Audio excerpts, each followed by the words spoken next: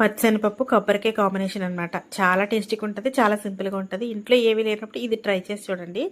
So ఈ రెసిపీకి ప్రత్యేకంగా నా దగ్గర పెద్ద స్టోరీ ఉందనమాట. చాలా సాడ్ స్టోరీ కూడా అది. ఇలా పచ్చెనపప్పుని ఉడకబెట్టుకొని ఇలా వాష్ చేసుకుని పక్కన పెట్టుకోండి. తాలింపు దినుసులు ఉంటాయి కదా, జీలకర్ర, ఆవాలు, పచ్చెనపప్పు, ఉల్లిపాయలు, ఎండుమిరపకాయలు, కరివేపాకు అన్నీ వేసి వెల్లుల్లిపాయలు వేయించేసేయండి. వేయించేసాక అవి అందులో వేసాను. రెసిపీ చూస్తూ ఉండండి. మీతో నేను నా స్టోరీని షేర్ చేసుకుంటాను.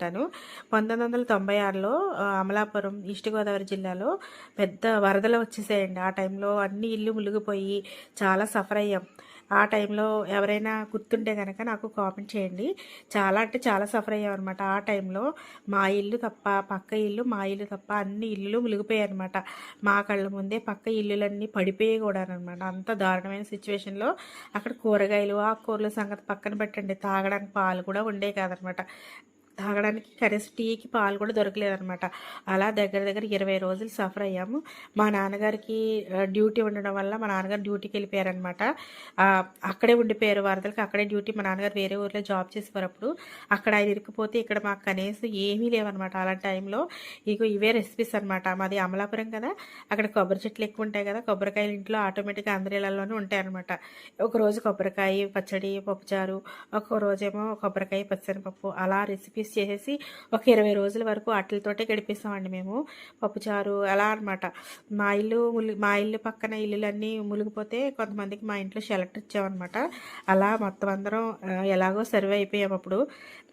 ఆ మెమరీస్ అన్నీ ఇప్పుడు గుర్తొస్తున్నాయి అనమాట. అప్పుడు చాలా సఫర్ అయ్యాం అనమాట ఇవి చేస్తుంటేని. సో ఈ కర్రీ వచ్చేసి మనం చక్కగా స్టవ్ ఆపేస్తాము అన్న టైంలో పచ్చిశనగపప్పు అదేంటి కొబ్బరి వేసుకుంటే చాలా టేస్టీగా ఉంటుందండి. ఎక్కువ కొబ్బరి వేసాక ఉడకకూడదు అనమాట. ఇలా ఒక్క సెగ తగిలి ఆపేయాలి. దీనికి కాంబినేషన్గా రసం పెడుతున్నాను. చాలా బాగుంటుంది. వేడి వేడి అన్నంలో అయినా బాగుంటుంది, చల్లారిపోయిన తర్వాత కర్రీ బాగుంటుంది. చల్లారాక పొడి పొడిగా వస్తుంది అనమాట. ఎలా అంటే దీన్ని మనం ఒక చాట్ తిన్నట్టు కోపలో వేసుకుని స్పూన్తో తినేయచ్చు అనమాట. అంత టేస్టీగా ఉంటుంది.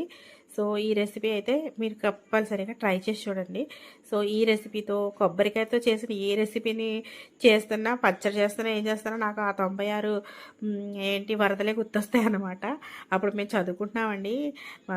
ఆ టైంలో మేము చాలా చిన్నపిల్లలం అనమాట. మా ముగ్గురిని వేసుకుని మా అమ్మగారు ఎంత సఫర్ అయ్యారో అప్పుడు. ఆ పక్క చుట్టూ నీళ్ళు అనమాట, తాగడానికి కూడా నీళ్ళు లేవు అప్పుడు.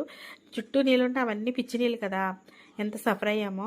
సో ఆ సిచ్యువేషన్స్ అన్నీ గుర్తొస్తాయి అనమాట. ఆడవాళ్ళు అంత ఈజీగా ఏది మర్చిపోరండి. ఏది చేస్తున్నా వాళ్ళకి ఫ్లాష్ బ్యాక్ ఉంటుంది అనమాట.